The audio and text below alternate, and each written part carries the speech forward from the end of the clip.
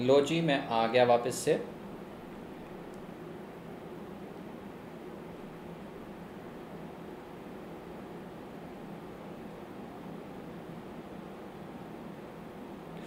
तो दोस्तों, अभी एक रिसेंटली 1 मिनट पहले एक स्टूडेंट का सवाल आया जो आप सभी के लिए बहुत ज़्यादा रेलेवेंट रहेगा, बहुत ज़्यादा रेलेवेंट रहेगा। तो मैं आप सभी के लिए वो बता देता हूँ। और मैंने कमरा भी चेंज कर लिया, देखो बैकग्राउंड चेंज कर लिया पीछे। ये अपने घर की खेती है, कभी बदल सकते हैं, दिन में 25 बार बैकग्राउंड चेंज किए जा सकते हैं।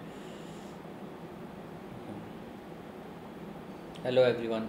अभी हाय हेलो बोलने से पहले एक बहुत अच्छी चीज़ अभी एक स्टूडेंट ने पूछी, उसका नाम क्या है मैं 1 मिनट बताता हूँ। उसका नाम है बेटा, अच्छा, okay okay, in English, in English. भैया ये कौन है जिसका नंबर के आखिर में 1049 आता है? Is it Jack? जैक तुम हो? 5 मिनट भी तो समय नहीं मिला बेटा, 2 मिनट तो कम से कम ज़िंदगी के दो। सर माइक वॉल्यूम में कुछ नहीं है, मैं ही धीरे बोल रहा हूँ।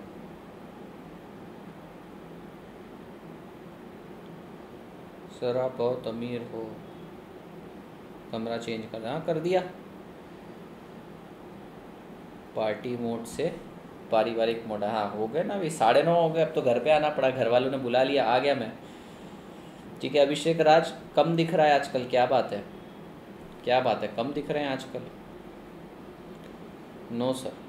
तो किसी ने अभी पूछा, भैया इंग्लिश में पूछ रहा, मेरे को लगा तू होगा, नाम तो पता नहीं मुझे क्या है। तो भैया एक सिंपल सा सवाल, रूम चेंज। आज अपने को पढ़ना है भैया, sole proprietor, Hindu undivided family, LLP, partnership और कंपनी। फटाफट पढ़ेंगे सर। आवाज़ बढ़ा दीजिए, वाड़ाओ, आवाज़ वाड़वा दीजिए, हो वाड़त तो। Hello once again. रुक जाओ, स्टोरी के बीच में बताएंगे साहब, अभी एकदम थोड़ी है, पहले लेक्चर तो प्रोसीड करें। सर घर वाले आ गए रेस्टोरेंट से, चिढ़ा रहे हैं। हाँ जी, मंगवा लेते कुछ। चलिए जी, एक इंपॉर्टेंट क्वेश्चन आ रहा है, बहुत ज़्यादा इंपॉर्टेंट क्वेश्चन आ रहा है, आप सभी के लिए सबसे ज़्यादा इंपॉर्टेंट क्वेश्चन आ रहा है। सर क्वेश्चन ये है कि सर कम टाइम में आप कैसे पढ़ के ज़्यादा मार्क्स ले आएँ। यानी ये क्वेश्चन पूछ लिया आपने, काफ़ी लोगों के मन में सवाल होगा। ठीक है जी, फटाफट लाइक्स के थ्रू बताइए। लाइक तो करते नहीं आप लोग, बताना पड़ता है मेरे को, कोई बात नहीं कोई बात नहीं। एनीवेज, कहने का मेरा ये तात्पर्य ये है बेटा कि अभी कुछ स्टूडेंट पूछ रहे हैं सर कि कम टाइम में ज़्यादा मार्क्स कैसे ग्रैब करे जाए। तो इसका मैं आंसर थोड़ा डिप्लोमेटिकली दूंगा, यानी सीधे सीधे आंसर नहीं दूंगा। पहले तो टेढ़ी तरीके से आंसर दूंगा कि भैया इतने टाइम तक तूने किया क्या, क्यों तेरे को तो मिल गया था ना, इतना टाइम किया क्या। पर अब एक दोस्त की तरह जवाब देते, एक टीचर की तरह जवाब दे दे कि इतने टाइम तूने किया क्या, अब भगवान भरोसे जा। तो ये टीचर के जैसा आंसर, पर मैं तुम्हारा दोस्त भी हूँ, भाई हूँ मैं तुम्हारे, जीतू भैया यहाँ पर आपके। तो सुनिए जी, इसका जवाब सुनिए। इसका जवाब ये है कि अब आपको करना पड़ेगा ABC एनालिसिस। ABC का मतलब क्या होता है सर? ए कैटेगरी वो होती है, मतलब वो वाले टॉपिक जो एग्जाम में बार बार आते ही आते हैं और हाईएस्ट मार्क्स कैरी करते हैं। अगर आप मैथ्स के भी टॉपिक की बात करें तो एक दो चैप्टर है, जैसे इंटीग्रेशन, डिफरेंशिएशन, कैलकुलस। कैलकुलस आता है बेटा 10 मार्क्स के लिए मैक्सिमम आएगा, मैक्सिमम 8-9 मार्क्स के लिए आएगा, पर आधे से ज़्यादा टाइम अपना वही कंज्यूम करके जाते, तो इसको डाल दो सी कैटेगरी में। तू कौन सा फुल मार्क्स लेकर आने वाला है? अभी तो पासिंग के वांदे हो रहे हैं अपने। ये बात है या नहीं? बात है या नहीं? सर बात ये है कि सर कम टाइम के अंदर अपने को मार्क्स चाहिए, यानी कुछ चीज़ें छोड़ के जानी पड़ेगी। तो ऐसी चीज़ छोड़ के जाते हैं जो आ भी नहीं रही अपने को, एग्जाम में भी कम आती है और सर अपने को जमता भी नहीं है और टाइम भी बहुत खा रहा है। तो वो कैटेगरी को पहले बाइफरकेट करो। हर सब्जेक्ट के अंदर, जैसे अकाउंट्स है, सेवरल टॉपिक्स है, 14-15 टॉपिक्स होंगे, हर टॉपिक पे शांति से टाइम डिवोट करो और पहले तो एक दिन बैठकर एनालाइज करो कि हर चैप्टर कितने मार्क्स के लिए आ रहा है, पास्ट ट्रेंड एनालाइज करो। सिंपल है बेटा, पिछले पेपर सारे चेक करके पास्ट ट्रेंड एनालाइज करो और पता करो ये चैप्टर आता ही आता है, इसको पढ़ने में मुझे ज़्यादा टाइम नहीं लगेगा और मुझे करना ही पड़ेगा। तो ऐसे 70% सिलेबस लेकर आओ। क्या बोला बेटा मैंने? 70% सिलेबस लेकर आओ। 70% सिलेबस कर लो, जिसके अंदर तुम्हारे ऑलमोस्ट 50% सिलेबस पढ़ने पर 70% मार्क्स आ जाते हैं। और जो पार्ट बिल्कुल इंपॉर्टेंट नहीं है, जो एग्जाम में बहुत कम आता है, उसको साइड में रखते जाओ, जो टाइम ज़्यादा कंज्यूम करता है। बस ये ABC एनालिसिस करो। MCQ के पेपर में मत करो, मेरे सब्जेक्ट में मत करो। मैथ्स में आप कैलकुलस वगैरह पार्ट छोड़ सकते हैं बेटा। तो अगर आपने एबीसी एनालिसिस किया है तो आप इसको शेयर करो ग्रुप पे, टेलीग्राम ग्रुप पे डालो बेटा, वहाँ पे कर लो आप। ये कोई सवाल नहीं होता कब कंप्लीट होगा। अगर आप मेरे भरोसे हैं क्या सुनील, क्या आप मेरे भरोसे बैठे हैं बीसीके के? अगर आप मेरे भरोसे बैठे हैं तो जैसा मैं करवा रहा हूँ वैसे करो। अगर आप आपके भरोसे बैठे हैं तो जब चाहे तब कंप्लीट कर सकते हैं। मैंने तो भैया मेरी एक्टिविटी चालू कर दी है, मुझे मेरा टारगेट पता है कब कंप्लीट करना है। तो सवाल ये नहीं है, सवाल अब ये है कि मैं सर के भरोसे हूँ तो सर मेरे को कब कंप्लीट करवा देंगे, मैं तब तक करूँगा, भरोसा। दूसरा, अगर मैं खुद करना चाहता तो सर का वेट करके मतलब ही क्या। तो आप कोई मुझसे पूछेगा नहीं कि सर कितने दिन लगने वाले हैं इसको, ये मैं आपको टेंटेटिवली हर लेक्चर में बताता हूँ। 15 तारीख तक मैं सिलेबस कंप्लीट कर दूंगा, आराम से कंप्लीट कर दूंगा, मुझे मेरे ऊपर भरोसा कर दूंगा, एक्स्ट्रा लेक्चर्स लेके मार के कंप्लीट कर दूंगा, पर कर दूंगा। Time value of money, central tendency, अच्छा आप बता रहे हैं, हाँ जी मोस्ट इंपॉर्टेंट है। श्रीचरण आप मेरे मेन ग्रुप पे आ जाइएगा रात को, मेन ग्रुप पे मैं मेल डाल दूंगा, मैसेज डाल दूंगा। सर मैथ्स के एनालिसिस डाल दो, मेरे को नहीं आता बेटा, आप क्या उम्मीद कर रहे हैं, मुझे नहीं आती है सारी चीज़ें, मैथ्स वगैरह का टीचर नहीं हूँ बेटा मैं। If you are dependent on me तो एग्जाम के 1 मिनट पहले तक भी कवर करवा रहा हूँ, तो टेंशन मत ले, तेरा टीचर तेरे मोबाइल में है, आ जाएगा। एग्जाम अगर 2 बजे है तो 1 बजे तक तेरा टीचर साथ में है, मैं कवर करवा दूंगा। बेटा तुम्हारी एग्जाम बहुत दूर है बेटा, बहुत दूर है, जब मैं कंप्लीट करवाऊंगा वहां से भी लगभग 1 महीना बाकी रहेगा, लगभग, एग्जैक्ट नहीं बोल रहा, 1 महीना। अरे बिंदास हो जाएगा सेठ, तुम टेंशन ना लो।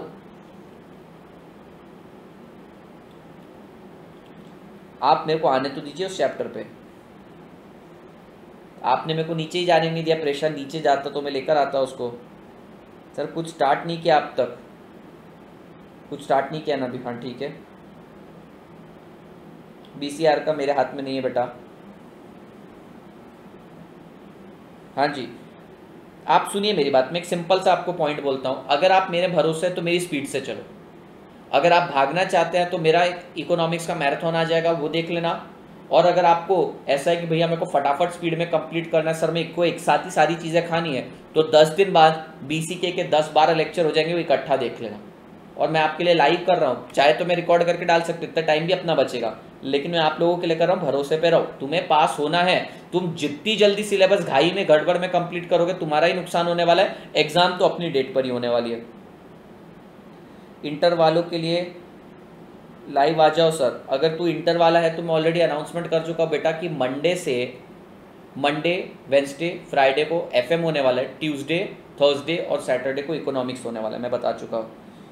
चलिए जी शुरू करते हैं जी साहब, अब कोई रेलेवेंट क्वेरी नहीं है, और मुझे आप इत्मीनान से सर शांति से sole proprietor, Hindu undivided family और पार्टनरशिप करवाने दो, फिर मैं आपको फर्स्ट डे ऑफ आर्टिकलशिप सुनाऊंगा। फिर क्या है सर, अपना छोटा सा पार्ट रह जाएगा, हंसते हंसते कट जाएंगे रास्ते, तो टेंशन की बात नहीं है, आपको मेरे को करवाने दो, मैं उतना करवाऊंगा, फिर आपसे पूछूंगा।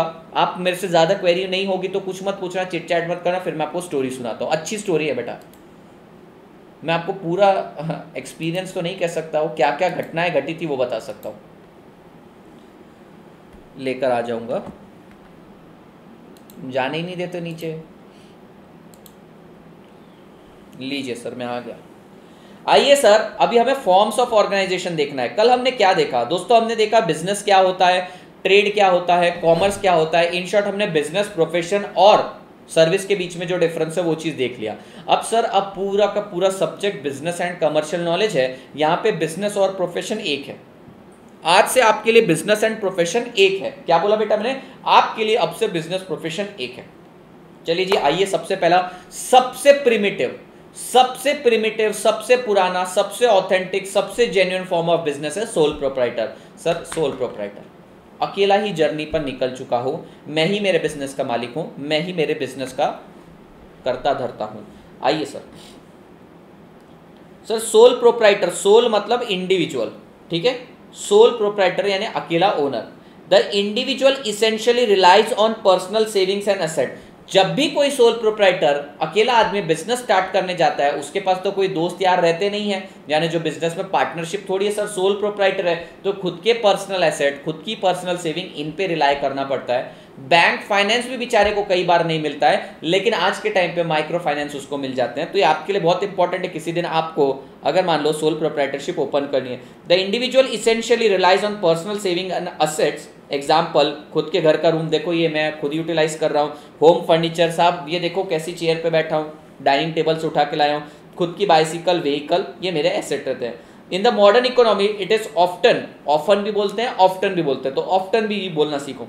In modern economy, it is often possible to obtain capital from microfinance and bank finance. All the profit of the enterprise accrued to the sole proprietor. Sir business में जो बचा सारा का सारा मेरा, पार्टनरशिप में 7-8 लोगों में जितने भी लोग हैं उतने में बढ़ जाता है, LLP में भी लोगों में बढ़ जाता है, पब्लिक लिमिटेड कंपनी के अंदर भी बढ़ जाता है भैया, शेयर होल्डर्स के बीच में। पर सोल प्रोप्राइटर अकेला ओनर अकेला प्रॉफिट लेकर जाऊंगा, पर साथ ही साथ सर बिजनेस के रिस्क भी मुझे बेयर करने पड़ेंगे। इन शॉर्ट मैं ऐसा कहूंगा बेटा, अनलिमिटेड प्रॉफिट है लेकिन अनलिमिटेड रिस्क भी है। I hope it is very clear. आगे बढ़ते हैं बेटा, succession of ownership by will. By will मतलब वसीयत, जिसको बोलते हैं टेस्टामेंट।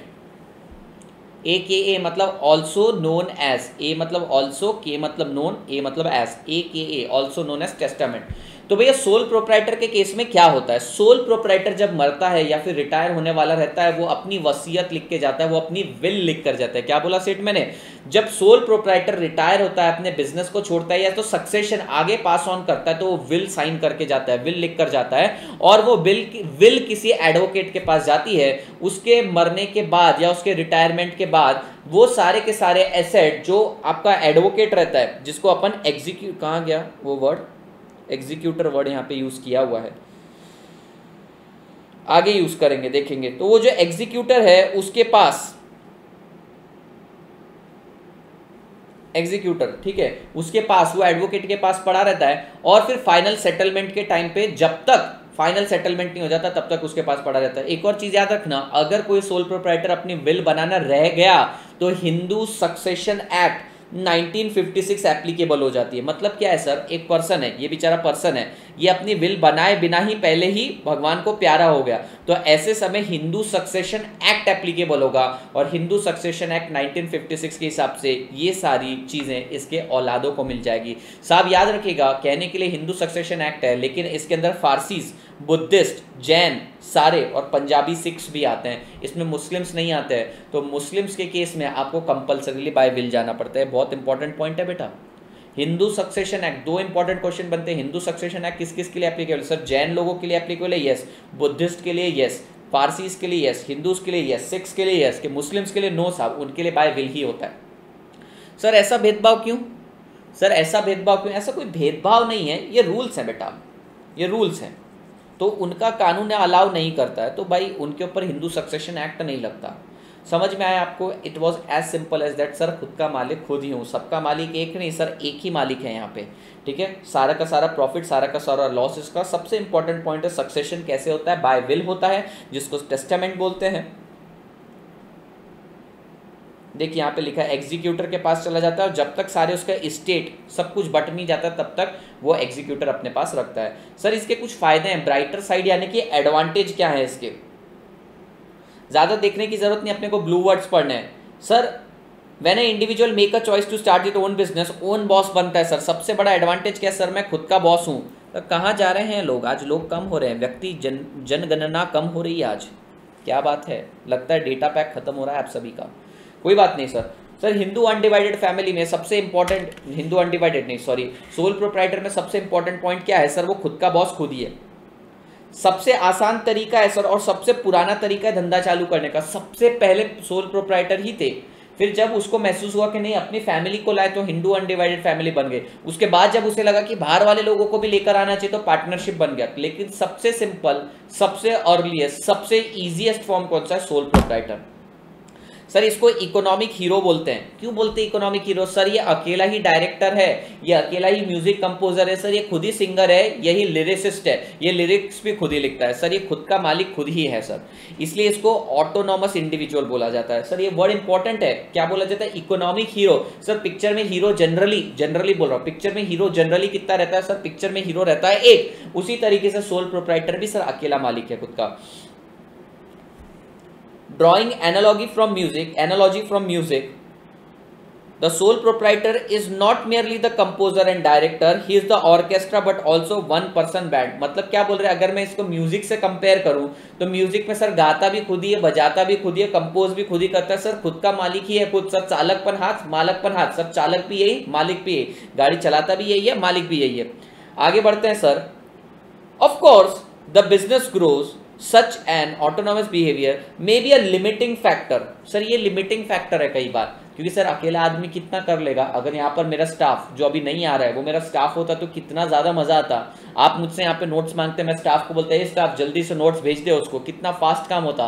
तो सोल प्रोप्राइटर के केस में हमेशा लिमिटेशन रहती है। आपको पता है कई बड़े बड़े कॉर्पोरेट वर्ल्ड, कॉर्पोरेट में एमएनसी सोल प्रोप्राइटर्स के साथ बिजनेस नहीं करती। क्यों? क्योंकि वो बोलती है तू आज है कल नहीं है कोई पता नहीं। पार्टनरशिप होती तो बात एक अलग होती कि भैया कल करके तू नहीं है तो तेरा पार्टनर बिजनेस को संभाल लेगा, तो हम तेरे साथ बिजनेस नहीं कर सकते। तो सोल प्रोप्राइटर की लिमिटेशन भी है बेटा। सर इनका बिजनेस स्मॉल स्केल हो सकता है, माइक्रो हो सकता है, फिर लार्ज स्केल हो सकता है और इंडस्ट्री भी हो सकता है। ऐसा नहीं है सोल प्रोप्राइटर मतलब छोटा बिजनेस ही होगा। सर सोल प्रोप्राइटर मतलब बहुत बड़ा धंधा भी कर सकता है। आपके कॉलोनी में आपके शहर में भी देखिए कुछ लोग होंगे सोल प्रोप्राइटर लेकिन पूरे शहर पे राज कर रहे हैं। तो ऐसा नहीं है सोल प्रोप्राइटर मतलब धंधा छोटा होगा। सर धंधा तो कितना भी बड़ा हो सकता है, छोटा बड़ा कितना भी हो सकता है।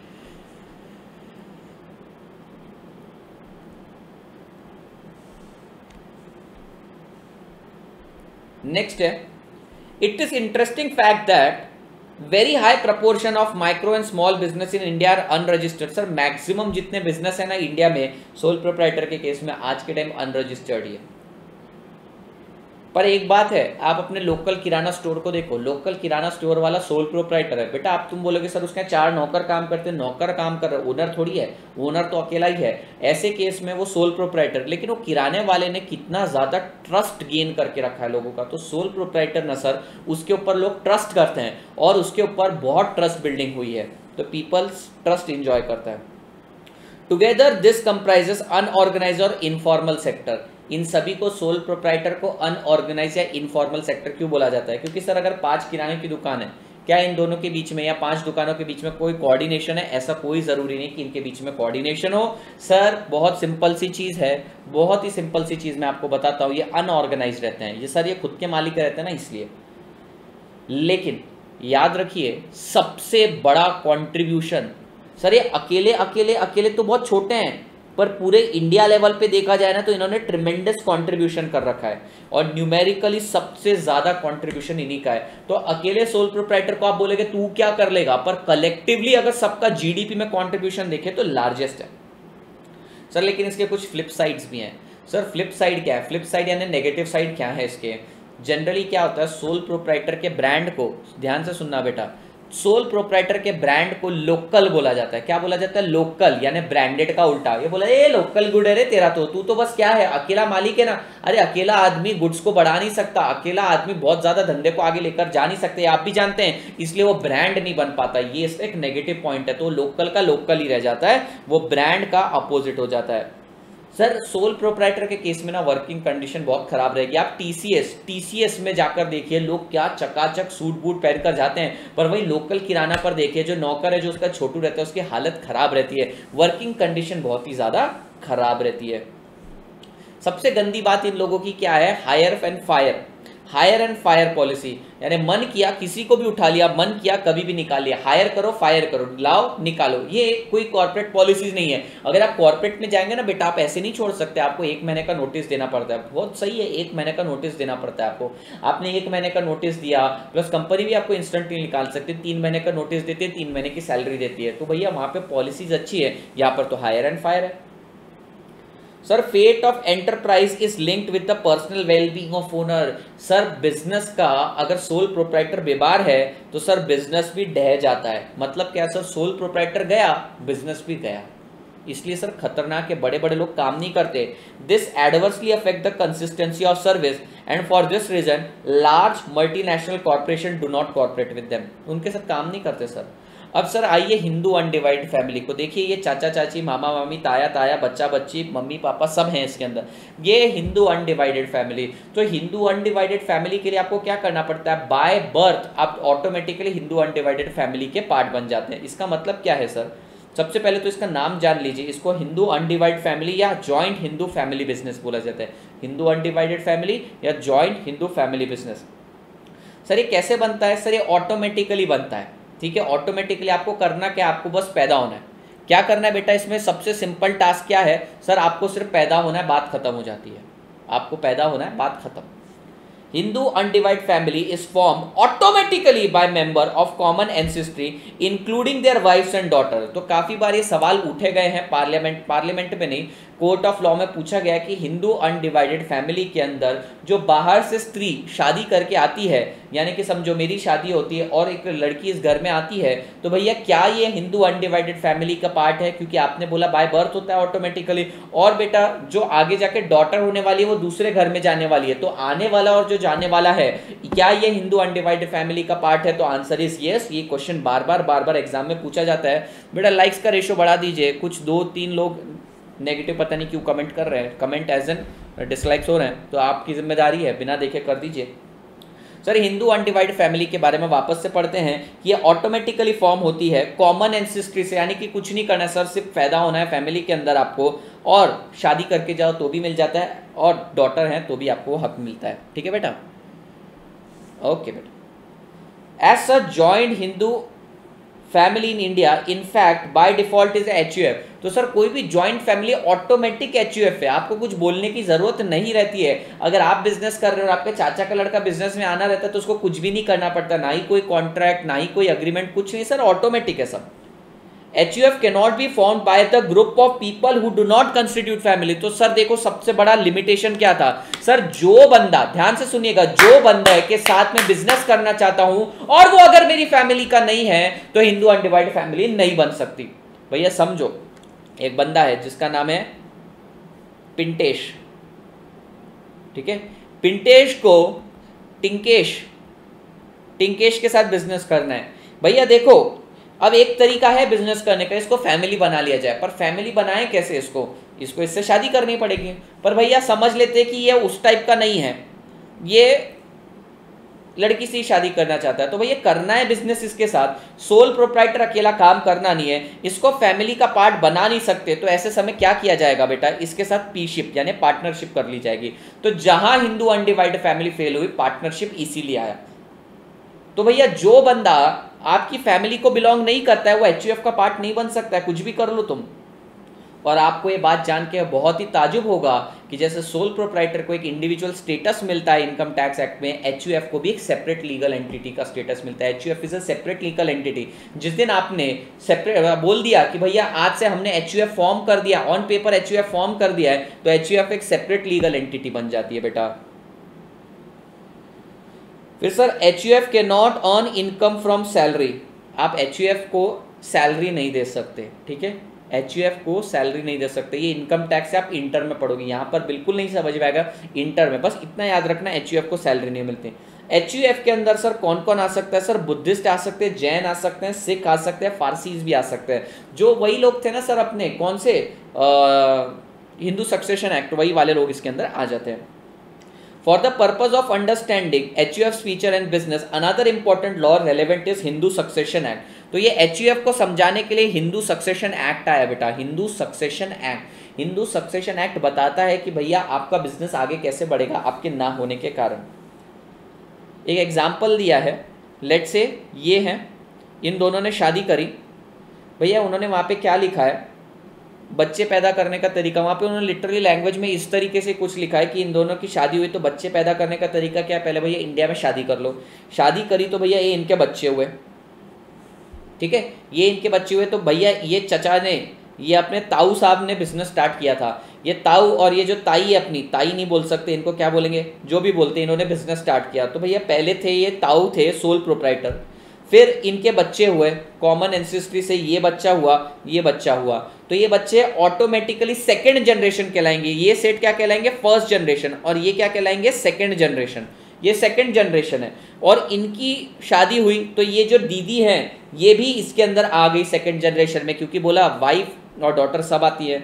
और लेट से ये थर्ड जनरेशन आ रही है, थर्ड जनरेशन, ये चचा के जो बच्चे हैं उनके ये बच्चे हैं, तो साहब ये कहलाएंगे थर्ड जनरेशन, ये भी हिंदू अनडिवाइड फैमिली, और ये कहलाएंगे फोर्थ जनरेशन। लेकिन एक आपको इंडिया की हिस्ट्री बताता हूँ, इंडिया में जनरली थर्ड जनरेशन के बाद ना जनरेशन निकम्मी हो जाती है, वो संभाल नहीं पाती है, एक्सेप्ट अंबानीज। पर अंबानीज हिंदू अनडिवाइड फैमिली में नहीं है, वो अब कॉर्पोरेट में।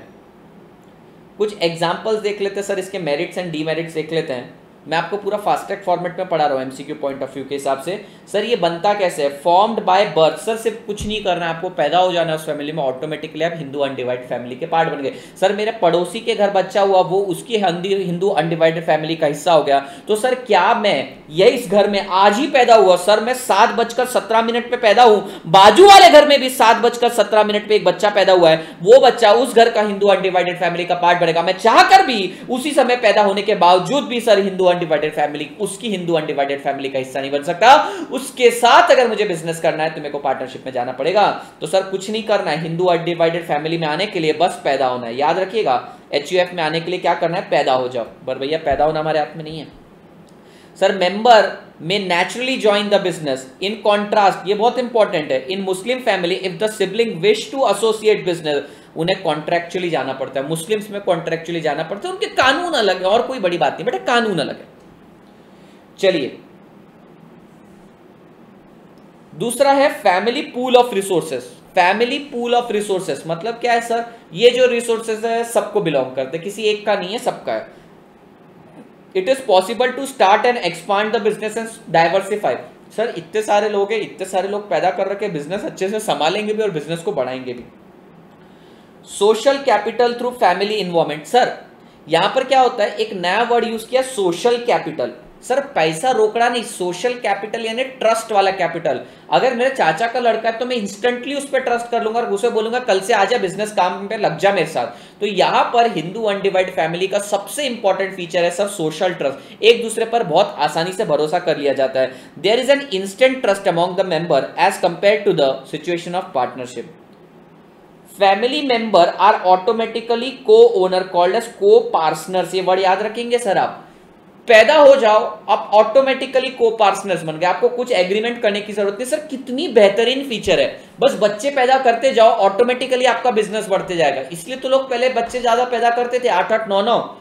और दूसरी बात, तब लाइट भी नहीं रहती थी, तो उनके पास कुछ काम नहीं रहता था, टीवी नहीं था, इंटरनेट नहीं था, तो बोले चले बच्चे पैदा कर लेते हैं। तो 8-8, 9-9 बच्चे पैदा हो गए बेटा उन लोगों के। लेकिन मजाक की बात साइड में, ये सारे के सारे लोगों को कोई गवर्नमेंट के पास जाके बोलना नहीं पड़ेगा कि हमारे पप्पा के बिजनेस में हमें इन्वॉल्वमेंट चाहिए। ये सब ऑटोमेटिकली को पार्टनर्स है, ऑटोमेटिकली सब को ओनर है। लेकिन सर इसका एक नेगेटिव साइड भी है कि सर अगर कोई निकम्मा, निठल्ला, आलसी, कामचोर, बेवड़ा, दारूड़ा निकल गया और पड़ोस की फैमिली में कोई अच्छा इंसान भी है जो इस बिजनेस में आना चाहता है, वो नहीं आ सकता, और ये आदमी इंडिपेंडेंटली स्टेटस एंजॉय कर रहा है। मतलब सर पैदा होने के कारण आपको राइट मिले, आपने पैदा होकर एहसान कर दिया यहां पर, तो ऐसी बात हो गई है साहब। Sir decision making is quick. आपको पता है लॉ के अंदर डिसीजन लेना है तो आपको बोर्ड मीटिंग बुलानी पड़ती है, शेयर होल्डर्स को मीटिंग बुलानी पड़ती है। पर यहां पर क्या करना पड़ता है सर, रात को डाइनिंग टेबल पे वैसे भी सब मिलने वाले, बैठ के डिसीजन ले लेंगे, तो डिसीजन बहुत क्विक है। सर एक खराब चीज है कि जो हेड होता है ना, जो पूरे हिंदू अनडिवाइडेड फैमिली का जो हेड होता है उसको बोलते हैं कर्ता। कर्ता की लाइबिलिटी अनलिमिटेड। सर कर्ता एक तरह से सोल प्रोप्राइटर की तरह ही अनलिमिटेड लाइबिलिटी एंजॉय करता है। पर एक अच्छी बात भी है, को पार्टनर्स की जो नए नए बच्चे जुड़े रहते हैं ना, वो को पार्टनर्स की लाइबिलिटी लिमिटेड रहती है उनके असेट्स रिलेटेड। तो पढ़िए, in the event of insolvency कर्ता के पर्सनल एसेट भी छीन लिए जाएंगे। However, liability of family member is limited to their share। अगर सर मेरे को बोला है इस घर का लड़का है पर तेरा 10% ही शेयर है, तो भैया मेरे को 10% ही कंट्रीब्यूट करना है। पर कर्ता की लाइबिलिटी अनलिमिटेड है। ये एमसीक्यू पॉइंट ऑफ व्यू से इंपॉर्टेंट है। कर्ता की लाइबिलिटी बढ़ता। साहब 2600 क्रॉस हो गए, साहब 2600 क्रॉस हो गए, सैल्यूट है साहब, कर दिया आपने। 2700 कर दोगे आज मेरे को लगता है साहब, 2600 क्रॉस कर दिए तुमने, भाई को बढ़ाने का ठेका ले लिया है साहब, एग्जैक्ट 2600 टच किया। Thank you so much guys, love you all. बहुत ज्यादा खुशी मिल रही है साहब, बहुत ज्यादा खुशी मिल रही है। Thank you so much guys, thank you so much.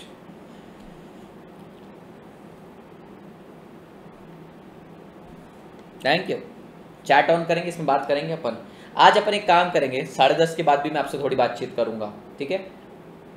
ठीक है, सेशन बंद करके चिट चैट के लिए आ जाऊंगा आपसे, आज बात करनी है साहब। अपने 2600 अपने टारगेट पूरे कर रहे हैं आपने, अभी तो करो मेरे। सर आइए बात करते हैं fate of going concern. Fate यानी भाग्य, गोइंग कंसर्न का भाग्य बताइए। सर जनरली थर्ड जनरेशन के बाद ना फैमिली बिजनेस डूब जाता है। आप भी देखिए आपके शहर में जो रईस लोग हैं, थर्ड जनरेशन सब बर्बाद कर दे। पहली जनरेशन बनाती है सब, दूसरी जनरेशन संभालती है, तीसरी जनरेशन सब बर्बाद कर देती है सब।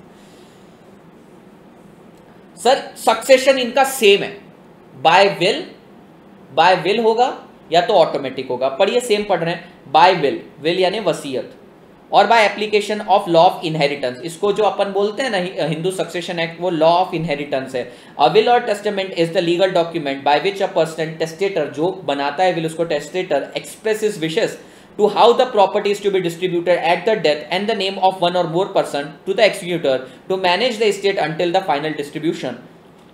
If the will is non-existence, अगर will नहीं बनती है तो हिंदू सक्सेशन एक्ट लग जाता है। सिंपल 6।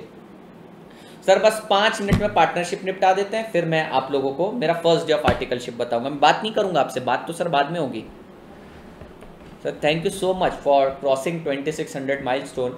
आप डेली एक ना एक माइलस्टोन तोड़ के दे रहे हैं साहब। मैं आपको बताता हूँ, आज से 2 हफ्ते पहले 1300 was my subscriber base, 1300, and I was not concern about the subscriber base. मेरे पिछले 2 साल से मैं सब्सक्राइबर पे ध्यान ही नहीं दे रहा था, and the month back it was somewhere around 900। I never use to pay attention, but then you people suddenly took the charge and brought the tremendous crowd here, and thank you so much for that. आइए sir partnership. Sir partnership क्यों आया? Sir partnership directly नहीं आया, सबसे पहले sole proprietor आया। Sole proprietor अकेला business करते करते थक गया, लिमिटेशन थी सर, 10 जगह नहीं दौड़ सकता था। फैमिली वाले बिजनेस को बुलाया, फैमिली वाले लोगों को बुलाया, हिंदू अनडिवाइड फैमिली बन गई। पर सर अगर किसी बाहर वाले पर्सन के साथ बिजनेस करने, उसके पास अच्छे आइडियाज वगैरह है, तो फिर सर हिंदू अनडिवाइड फैमिली तो नहीं चल रही थी, अपनी ज्वाइंट हिंदू फैमिली नहीं चल रही थी, तो फिर मैंने पार्टनरशिप में गया। सर पार्टनरशिप आपकी रजिस्टर्ड भी हो सकती है, अनरजिस्टर्ड भी हो सकती है, ठीक है, दोनों चीजें हो सकती है। पार्टनरशिप का सबसे खतरनाक, खूंखार, जहरीला फीचर क्या है सर? 2 खतरनाक फीचर है, unlimited liability and agency. Sir 2 features के कारण जिंदगी में कभी आप पार्टनरशिप में घुसना ही मत। सर 2 फीचर के कारण आप जिंदगी में पार्टनरशिप में कभी मत घुसना। मेरी आपको लिख के देता हूं एडवाइस। सर पार्टनर ने कुछ काले काम कर दिए ना, गए साहब आप पर्सनली लायबल हो गए, जॉइंटली एंड सेवरली लायबल हो गए, आपके पर्सनल स्टेट भी नीलाम होंगे, क्योंकि सर यहाँ पे एजेंसी का रिलेशनशिप है। एजेंसी का मतलब क्या होता है? अगर किसी और ने एक्ट किया, पार्टनर ने एक्ट किया, तो ऐसा अज्यूम किया जाएगा कि उसने आप सभी के बिहाफ पर एक्ट किया है। आपने लॉ में तो ऑलरेडी डिटेल में पढ़ा है, पर यहाँ पर मैं आपको एडवाइस दे रहा हूँ कि भैया LLP में चले जाना, पार्टनरशिप में मत जाना। तो सर पार्टनरशिप क्या है? पार्टनरशिप एक contractual, partnership implies contractual co-ownership of business. Co-ownership मतलब सर मिलके बिजनेस करेंगे। ये मिस्टर वाइट है जो बिजनेस करना चाहते हैं मिस्टर रेड के साथ। Sir mister white mister red के साथ बिजनेस करना चाहते हैं, तो कॉन्ट्रैक्चुअल को-ओनरशिप है सर इनकी। ऐसे ही नहीं मिल गया इनको, इन्होंने कॉन्ट्रैक्ट किया है। In relation, it is a relation between 2 or more person who agree to share profit. बेटा एक बहुत कमाल की बात बताने वाला हूं, आप हैरान हो जाएंगे। सर ऐसे नहीं हैरान होते हैं, सुनिए। प्रॉफिट शेयरिंग इंपॉर्टेंट फीचर है पार्टनरशिप का, but loss sharing is not important feature. हो सकता है आप ऐसे पार्टनर को एडमिट करो जो प्रॉफिट में पार्टनर रहेगा पर लॉस में पार्टनर नहीं रहेगा। माइनर को भी लॉस में आप नहीं ले नहीं सकते। सर आगे पढ़ेंगे अपन। तो सर सबसे इंपॉर्टेंट फीचर क्या है? शेयर करना है प्रॉफिट। प्रॉफिट शेयरिंग एसेंस है पार्टनरशिप का, एसेंस प्रॉफिट शेयरिंग है, लॉस शेयरिंग नहीं है। The business may be carried out by all partner और any active partner on behalf of all. जो बिजनेस में एक्टिवली पार्टिसिपेट नहीं करता उसको डोरमेंट पार्टनर बोला जाता है। The contract an agreement enforceable by law called as deed is the essence of partnership. It may be verbal और written. Sir ये वर्बल भी हो सकता है, सर बोल के भी हो सकता है, लिखित भी हो सकता है। It specify the base of association of the person in the partnership. Example profit contribute, capital contribution, profit sharing. तो प्रॉफिट शेयरिंग होना चाहिए, मतलब होना चाहिए, बताओ उसमें प्रॉफिट शेयरिंग। लॉस शेयरिंग नहीं रहा तो भी चलेगा, मतलब सारा का सारा लॉस में बेयर करूं तो चलेगा क्या सर? चलेगा। द डीड में be registered in India under Indian partnership act. तो ये आप लोगों को ऑलरेडी लॉ में बहुत डिटेल में बता रखा है, Indian partnership act 1932। Partnership enjoys limited liability of unlimited liability of partnership. Sir ये चीज के कारण कभी पार्टनरशिप पे घुसना बंद, इसके करे गए काले काम की सजा मुझे और मेरे परिवार को भी भुगतनी पड़ेगी। मेरे पर्सनल एसेट यानी कि सर घर, गाड़ी, बंगला, नीलाम सब चला जाएगा सर। इसलिए कभी मत घुसना बेटा किसी के साथ पार्टनरशिप में। अगर तुम पार्टनरशिप में घुस भी गए तो किसी को बताना मत। बताना मतलब किसी अगर मान लो तुम मेरे साथ पार्टनरशिप कर रहे हो, मुझे तुम पे भरोसा नहीं है, मैं किसी को नहीं बताऊंगा कि ये मेरा पार्टनर नहीं है, नहीं तो तुम्हारे एक्ट मेरे ऊपर एप्लीकेबल हो जाएंगे। अगर करना भी है ना तो बिल्कुल दूर दूर से करने का बेटा। सर इसके फीचर्स देखते हैं। Agreement, the agreement make it possible को ओनरशिप ऑफ द बिजनेस जब कॉमन एंसेस्ट्री से नहीं है। तो वही ड्रॉबैक था हिंदू अनडिवाइडेड फैमिली का कि वहां पे फैमिली वाले लोग ही बिजनेस कर सकते थे, लेकिन अदर लोगों को करना है तो अग्रीमेंट, कॉन्ट्रैक्चुअल रिलेशनशिप में चले जाओ।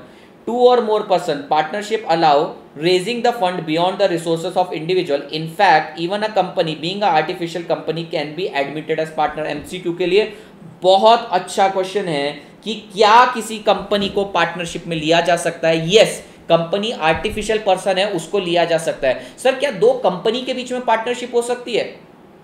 आपको एक पर्सन चाहिए ही चाहिए साहब उसके अंदर, 2 कंपनीज में नहीं हो सकती। माफ करिएगा अगर मेरा एक आधा वर्ड इधर उधर हो जाए, क्योंकि आपने लॉ में और डिटेल में पढ़ा है इसको बेटा। यहाँ पे हमें जितना बताया गया मैं उतना आपको बता रहा हूँ, हमारे लिए पेपर में इतना ही आएगा, पर हो सकता है आपको पार्टनरशिप और LLP का मुझसे ज़्यादा नॉलेज हो क्योंकि आप लेटेस्ट नॉलेज पढ़ रहे हैं। तो भैया एक बहुत इंपॉर्टेंट फीचर है कि सर आर्टिफिशियल पर्सन क्या पार्टनर बन सकता है? यस। इसको तुम 10 बार पेज फटने तक स्टार मार्क करो, मुझे लगता है ये वाला क्वेश्चन एग्जाम में आ सकता है। लेकिन सर कितने मैक्सिमम मेंबर की लिमिट है? चेक करते हैं सर, मैक्सिमम लिमिट कितनी है? सर 10 है बैंकिंग के लिए, 20 है अदर के लिए। क्यों सर? सर अगर अपन बहुत ज्यादा पार्टनर रख देंगे तो बिजनेस में 50, 100, 200 लोग आ जाएंगे। अब ये 50, 100, 200 लोग में क्या हो जाएगा, कंट्रोल बहुत बट जाएगा। और सर 50, 100 लोगों में से 1-2% तो सर खराब निकल ही सकता है ना। तो ऐसे समय बाकी सबको भी लायबल होना पड़ता था, इसलिए इन्होंने बोला कम रखो ताकि तुम्हारे बीच में कोऑर्डिनेशन रहे। तो बैंकिंग में तो और पैसा संभालना पड़ता है, तो बैंकिंग में 10, अदर में 20 रखा है। पढ़िएगा ये पॉइंट को भी 5 स्टार लिखिए। For there is a risk sharing too, however while is profit sharing essential feature of partnership, loss sharing is not the feature. Sir आपने बोला हमें लॉस शेयरिंग के लिए नहीं आना है, हम सिर्फ प्रॉफिट शेयरिंग में आएंगे, चलेगा। लेकिन अगर पार्टनरशिप में आपने प्रॉफिट शेयरिंग नहीं बोला, नहीं चलेगा sir. Sir business objective quite wide, the partnership cannot be formed by non-business purpose. However, the word business include trade, occupation and profession. यानी कि क्या बोला सर, आप बिजनेस प्रोफेशन के सिवा, ट्रेड करने के सिवा, कॉमर्स करने के ऑब्जेक्टिव के सिवा पार्टनरशिप फॉर्म नहीं कर सकते। बिजनेस करना है, प्रोफेशन करना है तो ही आप पार्टनरशिप फॉर्म कर सकते हैं। सीए लोग भी इसलिए पार्टनरशिप करते हैं, यानी कि सर काम करना है तो ही पार्टनरशिप कर सकते हैं। हमें खेलने जाना है इसलिए पार्टनरशिप नहीं होती। बेटा खेलने जाना है, मैं खेलने जा रहा हूं, मेरे को पार्टनरशिप करनी है आपके साथ, नहीं चलेगा बेटा, नहीं चलेगा। चलिए सर, म्यूचुअल एजेंसी, सर गया, सर ये गया, यहां आया मतलब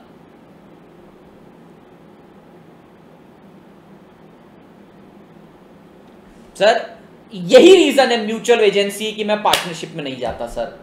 सर एजेंसी मतलब क्या, किसी और पार्टनर ने एक्ट कर लिया तो ऐसा अज्यूम किया जाएगा उसने पार्टनरशिप फर्म के बिहाफ पे और मेरे बिहाफ पे एक्ट किया। सर उसने कल किसी का पैसा डुबा दिया, वो बैंकरप्ट हो गया, तो सर ऐसा अज्यूम किया जाएगा कि उसने ये सारी चीजें पार्टनरशिप फर्म के बिहाफ पर करी है। सर मुझे भी पर्सनली लायबल होना पड़ेगा। सर म्यूचुअल एजेंसी बहुत खराब है। म्यूचुअल एजेंसी मतलब क्या होता है, एक के द्वारा किया गया एक्ट दूसरा भी उसके लिए लायबल हो जाता है, दूसरे के बिहाफ पे किया गया एक्ट ऐसा माना जाता है। Mutual agency there is, that is one for each other and for all, that all partner work in common interest and in the interest of the firm. Limitation, the partners misdeed impact all the partners and the fate.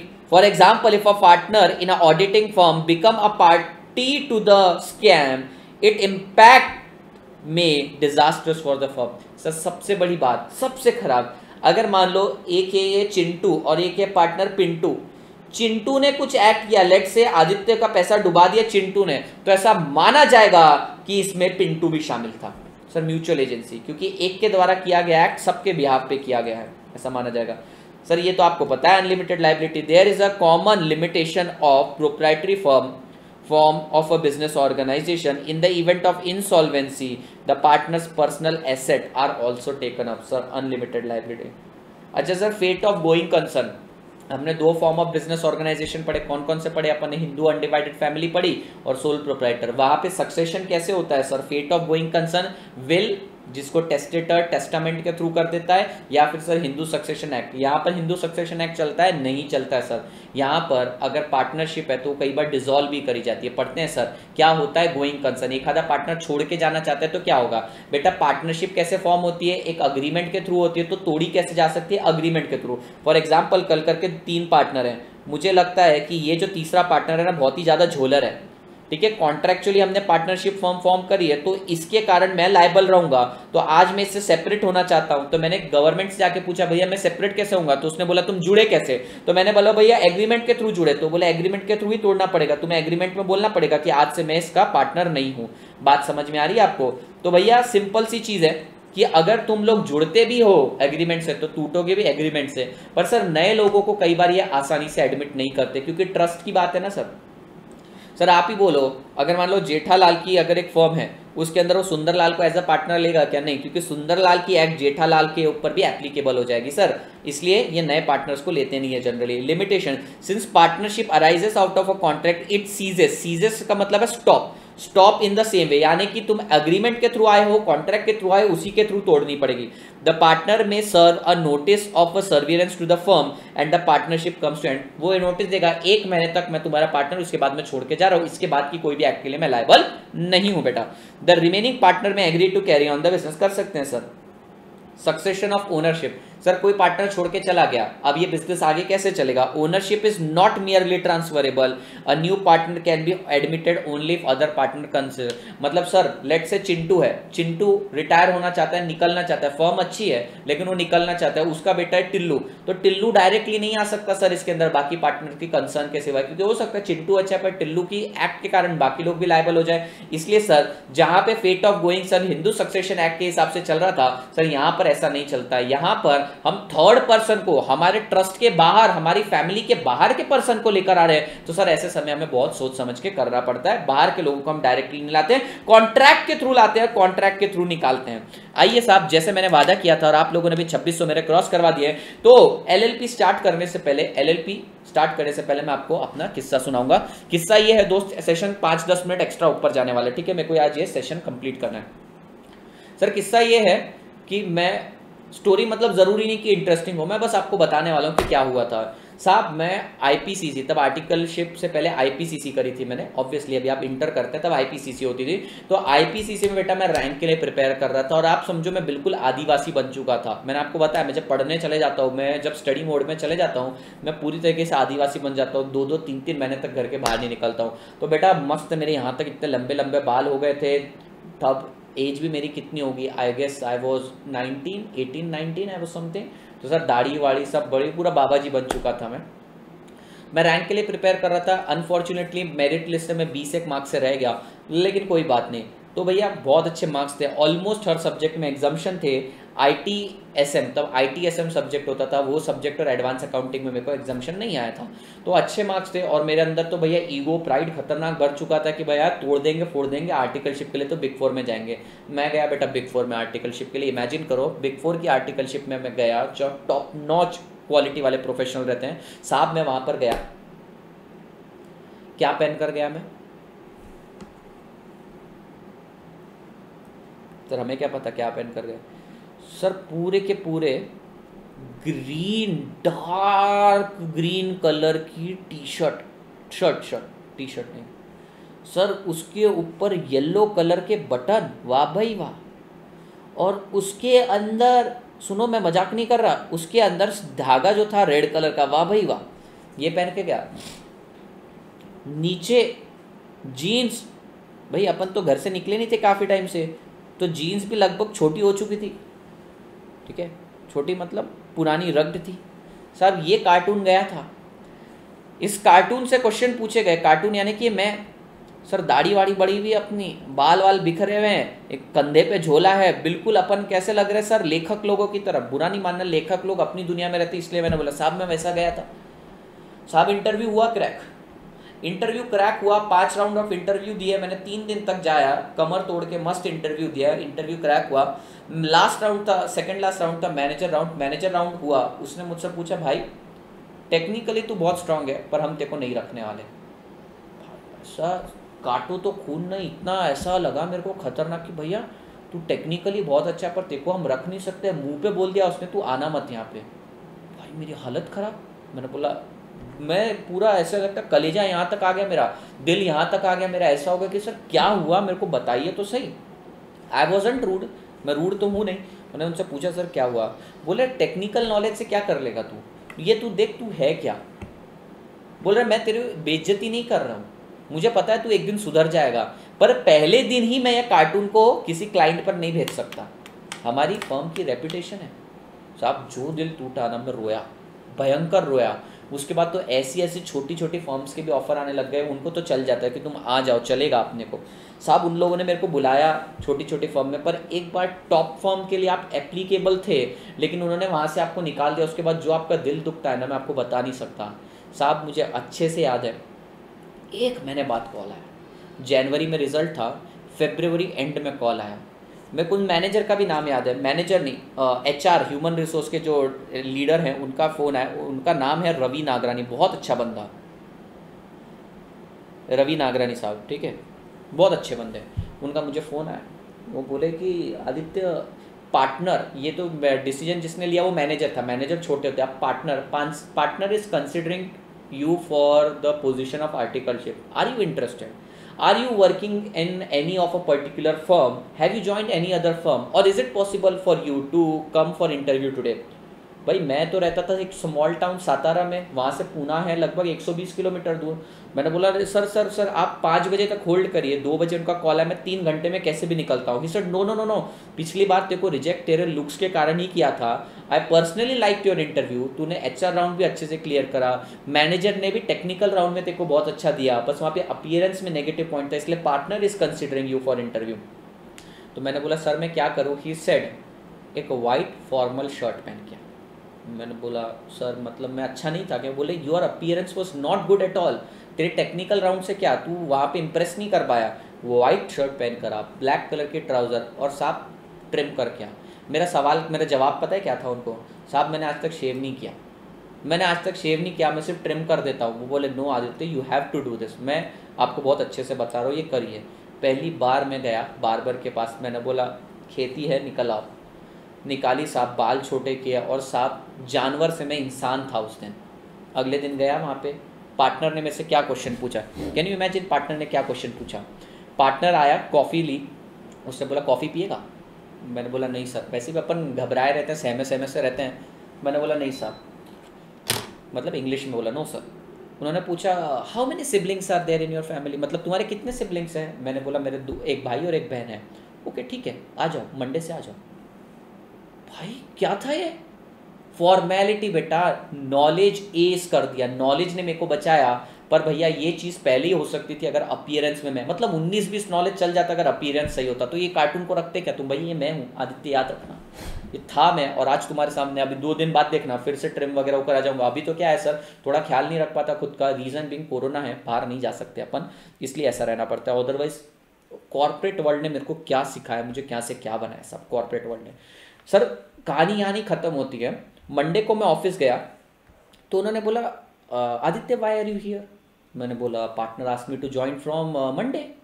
तो बोले no there will be induction, there will be a training for you. मैंने बोला किधर है, कौन से cabin, आप बताइए, बहुत पोलाइटली बोला। तो they said that no sit for a while, बैठो, और उन्होंने मेरे को एक लैपटॉप ला के दे दिया। Now this is your laptop for next 3 years। ये आपका पर्सनल लैपटॉप है, मतलब ऑफिस का है, इसे आप अपने पास रखेंगे, रोज लाएंगे, रोज ले जाएंगे, फालतू की कोई चीज़ इसके अंदर नहीं डालने की, कोई पेन ड्राइव वगैरह नहीं लगेगी आपके लिए। लैपटॉप ये आपका बैच, और ये रहा साहब आपका फॉर्म, इसमें आप भर दीजिए क्रेडिट कार्ड कौन सा चाहिए आपको। साहब उन्होंने अमेरिकन एक्सप्रेस का क्रेडिट कार्ड दिया जिसको एक टाइम स्वाइप करने की कोई लिमिट नहीं है, कितना भी लिमिटलेस स्वाइप कर सकते हो। प्लस उन्होंने मेरा बैंक अकाउंट खुलवा के दिया, फर्स्ट टाइम एक छोटे से मासूम बच्चे का बैंक अकाउंट उन्होंने ओपन करवाया, ये भी वहीं पर बिग 4 में हुआ। देन आई आस्क्ड सर मेरी ट्रेनिंग किधर है? They said that a cab will come to pick you up from Satara. आप जाइए Satara, a cab will come to pick you up after 3 weeks. अभी आपको 3 महीने तक कुछ नहीं करना है, आराम से 18 मार्च को आपकी ज्वाइनिंग है, आपको 3 हफ्ते कुछ नहीं करना है। A cab will come to pick you up, सुबह 7 बजे 3 हफ्ते बाद कैब आई, और किधर लेकर गई? कैब लेकर गई होटल ताज बांद्रा में। साहब मेरे साथ 3 आर्टिकल, एक का नाम तो भूल चुका हूं मैं, सत्यजीत, सत्यजीत, दूसरे का नाम सुहेल बेग, और तीसरा मैं, 3 लोग पूरे इंडिया से हर एक ब्रांच के आए थे, 20-20, 30-30 आर्टिकल। पूना के हम 3 दोस्त, उसमें से सोहेल आज भी मेरा दोस्त है साहब। बांद्रा में वहां पे बम्बन ईरानी भी दिखा था हमें, वो बात तो अलग है साहब। होटल क्या था? ताज था भाई, ताज होटल। मैं आज तक गया नहीं, ताज होटल साहब। वहां पे आप वॉशरूम या रेस्ट रूम में जाते हो ना, तो नल में से गर्म पानी आता है और हैंकी मिलता है आपको हाथ पोंछने के लिए, और आपको डिस्पोजेबल उसको एक बार फेंकते रहता है साहब। एक मेरे जैसे बच्चे के लिए तो ड्रीम कम ट्रू था। मजा आया साहब उस दिन मेरे को बहुत ज्यादा। शाम का समय हमने पूछा कि सर आप हमने पूछा कि भैया ये ताज में रखोगे क्या? आप हमको नहीं बोले ताज में नहीं है, आपका दूसरे होटल में स्टे है, स्टे कंफर्म नहीं हुआ। फट गई हमारी हालत, रात भर रहेंगे कहाँ? दिस सेड दैट, हमने कॉल किया मैंने वो एचआर को कि भैया किधर रहना है हमारा, तो कुछ इन्होंने फिक्स नहीं किया। दिस सेड दैट बेटा घबराने की बात नहीं है, आपको कार्ड दे रखा है, आप कोई भी 5 स्टार होटल में जाके रह लो, कार्ड स्वाइप कर लेना, company will pay it on your behalf. साहब हम लोग गए 5 स्टार होटल में रहे साहब। 5 स्टार होटल में मैं 1 घंटे तक नहाया वहां पे, मैंने पूरा आज पाप धुले हैं। आज सच में मैं पूरे पापों से मुक्त हूं, ऐसा लग रहा है कि भाई जन्नत में आया हूं मैं साहब। क्या गजब जगह होती है बिग 4, खतरनाक साहब। रात को पेट फाड़ के खाना खाया, मतलब पेट में जगह ना हो। अगले दिन भैया इंडक्शन चालू हुआ, इंडक्शन चालू हो रहा है तो भैया हम हर 5 मिनट में स्प्रिंग वाटर पी रहे हैं। मिनरल वाटर कौन पिएगा? है मिनरल वाटर गया तेल लेने से, स्प्रिंग वाटर पी रहे हैं। खा खा के इतना खा रहे भाई, क्या मजा थी मैं तुमको बता नहीं सकता सर। वो इधर इधर ट्रेनिंग इंडक्शन रखते हैं। मैं जब पास हुआ, जो लोग पास हो जाते हैं उन्हें कितनी महंगी महंगी वॉचेस देते हैं, फॉसिल की वॉचेस वगैरह। बहुत मज़ेदार जगह है सर, आप चाहिएगा बिग 4 में ज़रूर। ये था मेरा फर्स्ट डे ऑफ आर्टिकलशिप का एक्सपीरियंस। फिर मैं आपको आगे और चीज़ें सिखाते जाऊंगा साहब। इसके बाद अपने को पढ़ना है LLP, लिमिटेड लाइबिलिटी पार्टनरशिप। तो I hope you enjoyed it, आपको अच्छा लगा होगा मेरा फर्स्ट डे। ये जेन्युइन है, इसमें कोई मैंने इधर उधर का मैनिपुलेशन नहीं किया। हमें ताज में रुकाया नहीं था, मैंने आपको ये भी बता दिया। ताज में सिर्फ इंडक्शन था, ताज लैंड्स एंड आज भी नाम है उसका। फिर सर हमें वहाँ से ना बॉम्बे वर्ली सीलिंग दिखती थी। फिर तीसरे दिन हम घूमने भी गए थे, दूसरी रात को हम लोग घूमने भी गए थे दोस्त वगैरह। बहुत मज़ा आता है दोस्त, आप करिएगा ज़रूर, किसी दिन ट्राई करेगा। मैं आपकी बहुत दिलो जान से कोशिश करूंगा कि आप आर्टिकलशिप का टाइम ज्वाइन करें। Sir limited liability partnership, sir परेशानी क्या हुई कि पार्टनरशिप जो original traditional primitive form of partnership थी ना, उसका सबसे बड़ी परेशानी यही थी कि वहां पे लाइबिलिटीज हमारी अनलिमिटेड थी। तो इस प्रॉब्लम को दूर करने के लिए लिमिटेड लाइबिलिटी पार्टनरशिप आई। पर याद रखिएगा आपकी पार्टनरशिप जो डीड थी कई बार रजिस्टर्ड या अनरजिस्टर्ड होती थी। क्योंकि हम आपको लिमिटेड लाइबिलिटी पार्टनरशिप में आपकी लाइबिलिटी लिमिट करने वाले हैं, तो एटलीस्ट आपको गवर्नमेंट को जाके बताना पड़ेगा कि आपकी लाइबिलिटी कितनी है। इन शॉर्ट बेटा आपको ये करना पड़ेगा, आपको रजिस्टर करना पड़ेगा। तो LLP कंपल्सरी रजिस्टर्ड रहती है। सर कहीं ना कहीं ये जो है ना फीचर, ये पार्टनरशिप और कंपनी कॉर्पोरेट के बीच का फीचर है। तो इसको मैनेज कौन करेगा? इसको मैनेज कौन करेगा, सवाल ये आया। तो इसको मैनेज करता है रजिस्ट्रार ऑफ कंपनी। जो कंपनीज को मैनेज करते हैं वही रजिस्ट्रार ऑफ कंपनी मैनेज करता है इन लोगों को, ठीक है। तो कहीं ना कहीं आप ऐसा समझते हैं कि पार्टनरशिप का एक्सटेंडेड वर्जन है, जहां पे आपकी लाइबिलिटीज खत्म कर दी जाती है, लिमिटेड कर दी जाती है। वो भी आपके पर्सनल एसेट के ऊपर नहीं जाते हैं, किसी और की लाइबिलिटी के लिए, किसी और के एक्ट के लिए आपको लायबल नहीं ठहराया जाता है। तो सर एक बहुत बेस्ट फॉर्म है। वहां पे हमारे ट्रेडिशनल फॉर्म ऑफ पार्टनरशिप में 10 और 20 थी मैक्सिमम लिमिट, यहां पे भी कोई मैक्सिमम लिमिट नहीं है। सिंपल लॉजिक क्या है, वहां पे लिमिटेड नंबर इसलिए रखे जाते थे कि सर ज्यादा लोग रखेंगे ना तो किसी के एक्ट के लिए किसी को भरना पड़ेगा, करे कोई और भरे कोई। यहां पर वैसे भी सबकी लाइबिलिटी लिमिटेड है, तो कोई पर्सन एक्ट करता भी है गलत तो वो सिर्फ खुद को ही लिमिटेड रखेगा उस चीज के लिए। तो आइए सर पढ़ते हैं LLP के बारे में। LLP is the form of business organisation which is where the liability of the partner is limited. आपको मैंडेटरीली इनकॉर्पोरेट करना पड़ता है, मैंडेटरीली LLP एक्ट 2009 के तहत। इसको मैनेज कौन करता है? रजिस्ट्रार ऑफ कंपनी यानी ministry of corporate affair, the apex body of regulation of the company. Sir ministry of corporate affair MCA ये एपेक्स बॉडी है, ये कंपनीज को मैनेज करती है, यही एलएलपी को मैनेज करती है, याद रखिएगा, ये चीज याद रखने वाली है। The apex body of regulation of the company form of business organisation in India overseas LLP too. तो आपको याद रखना है कि भैया एमसीए ही ख्याल रखता है कंपनीज का और एलएलपी का। फॉर द पर्पस, हाँ जी, यहां पर आपका बिजनेस कौन अच्छे से कर रहा है, कौन अच्छे से नहीं कर रहा है, या फिर बिजनेस के जितने भी कंप्लायंसेस हैं, बिजनेस को कौन कैरी कर रहा है आगे, ये सारी चीजें आपको पहले ही बताना पड़ता है। और इसके अंदर आपको एक पार्टनर को नॉमिनेट करना पड़ता है, जिसको हम डेजिग्नेटेड पार्टनर बोलते हैं। क्या बोलते हैं बेटा? Designated partner. और हमारे एलएलपी में जो काम करता था उसको क्या बोलते थे? उसको एक्टिव पार्टनर बोलते थे। यहां पर क्या वर्ड आया? Designated partner. क्योंकि सर ये बिल्कुल कॉर्पोरेट फॉर्म है, इसको मिनिस्ट्री ऑफ कॉर्पोरेट अफेयर कर रहा है हैंडल, तो भैया ये एक सेपरेट लीगल एंटिटी है, ये एक सेपरेट लीगल एंटिटी। और मैं आपको बता दूं, बिग फोर, मैं तो केपीएमजी में, बिग फोर के अंदर जो केपीएमजी उसमें था, तो साहब वो भी एलएलपी थी, उसके अंदर 9 एलएलपी फाइंड करी थी उन्होंने। और सर आपको पता है कि जो चीज़ सेपरेट लीगल एंटिटी है, जिसके पास कॉमन सील है, और आपको तो ये भी पता है कि इसका परपेचुअल सक्सेशन है like company. It is a hybrid form of business organisation जहां पे प्रोप्राइटरशिप, बेटा प्रोप्राइटरशिप बोला, सोल प्रोप्राइटर नहीं बोला, प्रोप्राइटर। प्रोप्राइटर के अंदर कौन कौन आता है? पार्टनरशिप फॉर्म भी आती है। तो भैया ये एक हाइब्रिड फॉर्म है। सर ये किस चीज का मिक्सचर है? सर ये पीशिप यानी पार्टनरशिप और कंपनी का मिक्सचर है। पार्टनरशिप को उन्होंने प्रोप्राइटरशिप बोला, सोल प्रोप्राइटर नहीं, प्रोप्राइटरशिप। सर आइए इसके फीचर्स कंपेयर करते हैं फटाफट, क्योंकि इसके बाद अपने को, आप लोगों को यहाँ पे 1% कंपनी नहीं है, नहीं तो मैं आपको 1% कंपनी भी सिखाता। अपना 10 मिनट में ये हो जाएगा बेटा चैप्टर, फिर मैं आपसे बात करूंगा। मैं सेशन करूंगा ब्रेक, मैं सेशन पूरा रोक दूंगा और वापस से लाइव आऊंगा आपके लिए। हेडिंग यही रहेगी, बीसी के लेक्चर 2, और जैसी बात हो जाएगी अपनी उसको मैं हाइड कर दूंगा। आइए साहब, लिमिटेड लाइबिलिटी। भैया पुरानी पार्टनरशिप में क्या होता था? लिमिटेड लाइबिलिटी, अनलिमिटेड लाइबिलिटी होती थी, और यहां पर क्या है? लिमिटेड लाइबिलिटी है। Limited liability, no personal liability of partner in case of fraud. भैया फ्रॉड करेगा तो तू ही भरेगा। पुरानी पार्टनरशिप में क्या होता था? अनलिमिटेड लाइबिलिटी, यहां पर क्या है? Limited liability. इनकॉर्पोरेशन, क्या पार्टनरशिप, पुरानी पार्टनरशिप में इनकॉर्पोरेशन मैंडेटरी था? नहीं, मैंडेटरी नहीं था, रिकमेंडेटरी था, यानी कि कर लो बोल दिया जाता था, रजिस्ट्रेशन मैंडेटरी नहीं था। यहां पे कंपल्सरीली आपको LLP act 2009 ministry of corporate affair के पास जाके रजिस्टर खुद को करना ही पड़ता है।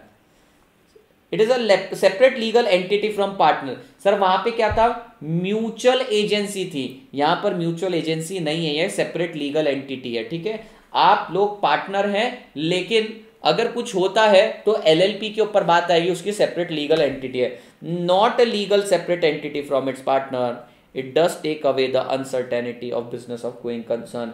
सर पार्टनरशिप में मिनिमम देखो, पार्टनरशिप है तो भैया पार्टनर तो चाहिए, तो मिनिमम 2, मैक्सिमम 10 या फिर 20 हो सकते हैं। बैंकिंग में 10 और अदर में 20, और यहां पर कोई लिमिट नहीं दी है, क्योंकि सर टेंशन ही नहीं है।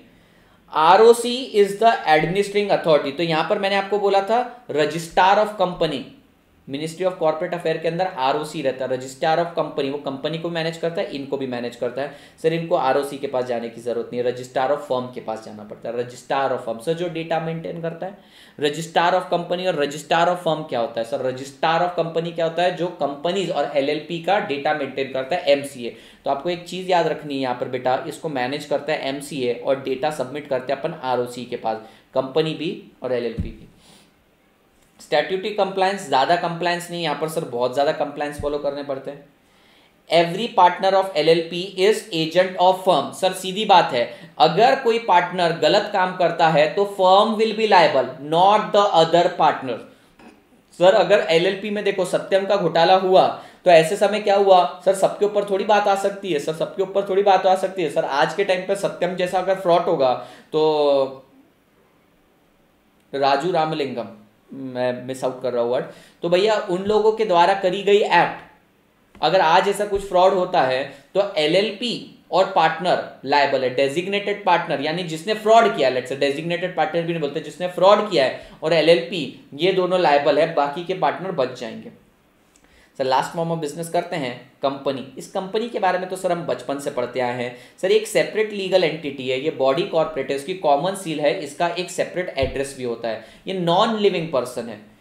Company is a body corporate independent from its member. Sir LLP के अंदर भी वही है, वहां पर भी सेपरेट लीगल एंटिटी है। It exist in the contemplation of law. Sir मैं जिंदा हूं कैसे पता? सर आपको दिख रहा हूं हिलते हुए। सर मुझे एक सेपरेट लीगल एंटिटी मिली है, सेपरेट एंटिटी हूं सर, मैं सेपरेट पर्सन हूं सर, मैं मेरी एक्ट के लिए लायबल हूं। तो कंपनी किस तरीके से फॉर्म हुई? सर कंपनी को जन्म दिया है लॉ ने।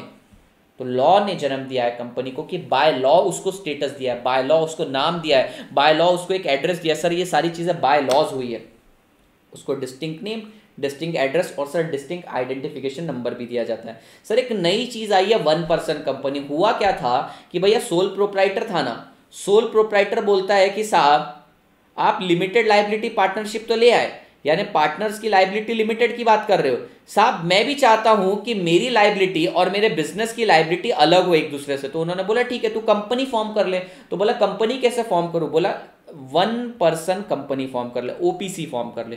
तो 1 पर्सन कंपनी क्या है सर? ये corporate form of sole proprietorship है। सर बोल दिया मैंने, sir OPC is the corporate form of sole proprietorship. तो सर सोल प्रोप्राइटर है, अकेला ही बिजनेस मैनेज करेगा, थोड़े बहुत लीगल कंप्लायंसेस भी फॉलो करेगा, लेकिन सबसे बड़ी बात क्या है सर? Limited liability. अब सेपरेट लीगल एंटिटी है तो बिजनेस का लॉस बिजनेस में, मेरे घर के एसेट नहीं बिकेंगे। तो सर देखो बिजनेस कितना अच्छा बढ़ सकता है। In addition to the company act, sir इन्होंने एक और चीज लाई है डॉर्मेंट कंपनी। डॉर्मेंट कंपनी मतलब इनएक्टिव कंपनी। मैं आदित्य शर्मा में एक कंपनी फॉर्म करके रखूंगा, क्या नाम रखूंगा उसका? आदित्य शर्मा कंपनी, ठीक है, Aditya Sharma limited, private limited, और उसमें कुछ ट्रांजैक्शन नहीं करूंगा, जीरो एसेट जीरो लाइबिलिटी। तो पूछा गया है कि ऐसा क्यों करा गया? कई बार मेरे पास एक ऐसे इंटेलेक्चुअल प्रॉपर्टी राइट रहते हैं जो आगे चल के बहुत वैल्यू दे सकते हैं। मैं आज इसे अपनी नॉर्मल कंपनी की बैलेंस शीट में लेकर आऊंगा ना, तो वो उसको डेप्रिशिएट कर देंगे या इंटेंजिबल को अमोर्टाइज करने के लिए बोलेंगे। मैं चाहूंगा कि नहीं, मैं डमी कंपनी बना के रखता हूं, यानी कि सर एक डमी वॉल बना के रखता हूं और उसके अंदर डमी कबर्ड के अंदर अपने डमी डॉक्यूमेंट्स रख देता हूं, डमी डॉक्यूमेंट से ओरिजिनल डॉक्यूमेंट रख देता हूं। तो सर डॉर्मेंट कंपनी बनाना भी 2013 कंपनीज एक्ट ने अलाउ किया है। उन्होंने बोला अगर आपके पास कुछ इंटेलेक्चुअल प्रॉपर्टी है, कॉन्फिडेंशियल डेटा है, कॉन्फिडेंशियल बोलना गलत है, इंटेलेक्चुअल प्रॉपर्टी है जिसकी आगे जाके सिग्निफिकेंस बढ़ सकती है, आज यूजफुल नहीं है, तो आप उसे normal balance sheet, normal company मत डालो, डॉर्मेंट कंपनी बना लो, उसमें जाके रख दो। In order to make the system of diffuse ownership of joint stock company. Joint stock company मतलब सर कंपनीज के अंदर ही कॉन्सेप्ट आया शेयर्स का। जॉइंट स्टॉक यानी कि शेयर्स। यहां पे आपको एमओए और एओए बनाना पड़ता है। एमओए के अंदर क्या रहता है बेटा? एमओए के अंदर आपको कंपनी का पर्पस, कंपनी क्यों फॉर्म हुई, कंपनी क्या करेगी, कैसे, और आर्टिकल ऑफ एसोसिएशन के कंपनी के ऑपरेटिंग प्रोसीजर बताने पड़ते हैं। तो पढ़िए, द कंपनी को MOA, memorandum of association, article of association file करना पड़ता है। The MOA along with the other thing spells out the objective of the business. Sir मैंने कंपनी क्यों फॉर्म करी, एमओए में बताया जाएगा, और बाकी प्रोसीजरल पार्ट एओए में रहता है। AOA is internal regulation. Sir compliance, sir company को स्टैट्यूटरी ऑडिट करवाना पड़ता है। सर अपन सब सीए का पेट भरता ही स्टैट्यूटरी ऑडिट से सर, जिसको आपको पब्लिश करना पड़ता है। फिर अगर आप लिस्टेड कंपनी हो तो आपको सेबी भी देखती है, यानी कि आप लिस्टेड कंपनी तो आपको कंपनीज एक्ट एंड सेबी दोनों को फॉलो करना पड़ता है। इन इंडिया मैक्सिमम कंपनी आज भी प्राइवेट लिमिटेड कंपनी, बीच के पॉइंट मैंने आपको रीड करे नहीं है पर समझा दिए हैं। तो आज भी इंडिया में मेजॉरिटी ऑफ द कंपनी कौन कौन सी है sir? Private limited company. Maximum companies private limited है, कुछ ही जॉइंट स्टॉक कंपनी, कुछ हंड्रेड्स, थाउजेंड्स बोलना भी गलत है, शायद 1000 भी ना हो, हंड्रेड्स में ही जॉइंट स्टॉक कंपनीज है, 200, 400, 500 जितनी होंगी, बाकी सब प्राइवेट लिमिटेड है।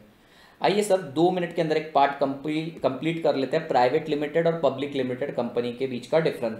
सर प्राइवेट लिमिटेड कंपनी रही तो 2 मेंबर भी चलते हैं, पब्लिक लिमिटेड में 7 चाहिए, याद रखिएगा बेटा, नंबर ऑफ मेंबर 2, 7, मैक्सिमम 200 के ऊपर पब्लिक में जाना पड़ेगा तेरे को भैया, यहाँ पे कोई लिमिट नहीं है, लाखों हो सकते हैं। सर यहाँ पे शेयर ट्रांसफर पे रिस्ट्रिक्शन है, यहाँ पे पूरा टोटल बैन नहीं है पर रिस्ट्रिक्शन है। यहाँ पर तो सर आप आराम से स्टॉक एक्सचेंज पे जाके शेयर खरीद सकते हो, बेच सकते हो। Sir minimum director 2, minimum director 3, ये आपने सब कंपनी में पढ़ा है, मैं आपको याद भी तुरंत करवा देता हूँ। सर यहाँ पे minimum number of director member कितने होने चाहिए? 2, यहाँ पर कितने होने चाहिए? 7 और 3। यहाँ पर मैक्सिमम शेयर होल्डर 200, यहाँ पे नो लिमिट। सर यहाँ पर ना आपको ऑडिट कमिटी, यहाँ पर audit committee, CSR committee, director committee नहीं बनाने की जरूरत है, shareholder stakeholder committee बनाने की जरूरत नहीं है।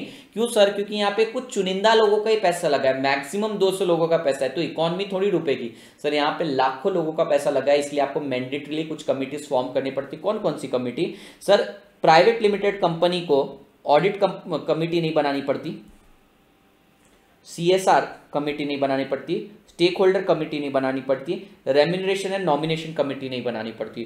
तो सर आपको ACSN, इसका कोई शॉर्ट वर्ड बन रहा है क्या? C answer. सर आपको ये कमिटीज नहीं बनानी पड़ती। कौन कौन सी committee sir? CSR committee, audit committee, nomination and remuneration committee and stakeholder committee. Sir ये कमिटी, कैंस कमिटी यहाँ पे नहीं बनानी पड़ती, और यहाँ पर आपको सारी कमिटी बनानी पड़ती। क्यों सर? लाखों लोगों का पैसा लगा है। It can start business upon incorporation. Sir जैसे ही मेरे को सर्टिफिकेट ऑफ इनकॉर्पोरेशन बन गया, मेरे को प्राइवेट लिमिटेड कंपनी स्टार्ट करती आती है। इसको दो चीज़ों, एक और एडिशनल रिक्वायरमेंट रहती है। सबसे पहले इसको सर्टिफिकेट ऑफ कमेंसमेंट भी लेना पड़ता है। सर्टिफिकेट ऑफ इनकॉर्पोरेशन यानी यहाँ पर सिर्फ इनकॉर्पोरेशन सर्टिफिकेट ले लिया, चालू करते बिजनेस। सर यहाँ पे इनकॉर्पोरेशन सर्टिफिकेट लेने के बाद certificate of commencement of business भी लेना पड़ता है।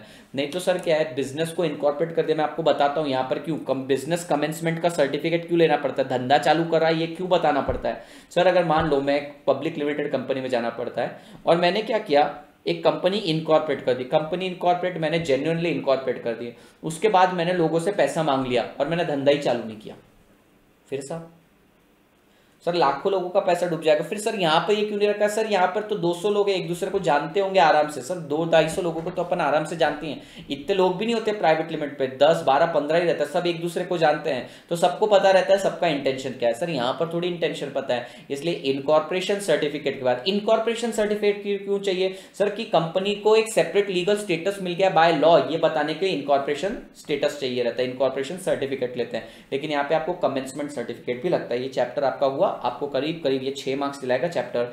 याद रखिएगा लिमिट 2273, डायरेक्टर 2-3, मिनिमम 2-7 मेंबर्स होने चाहिए, और मैक्सिमम 200 अनलिमिटेड, और कैंस कमिटी नहीं बनानी पड़ती आपको, याद रखेंगे आप। चलिए मैं रिकॉर्डिंग 1 सेकंड के लिए स्टॉप कर रहा हूँ, जिस लोगों को जाना है वो जा सकता है, या तो फिर अगर आपसे 5-10 मिनट बात कर रहे हैं तो मैं रिकॉर्डिंग चालू रखता हूँ।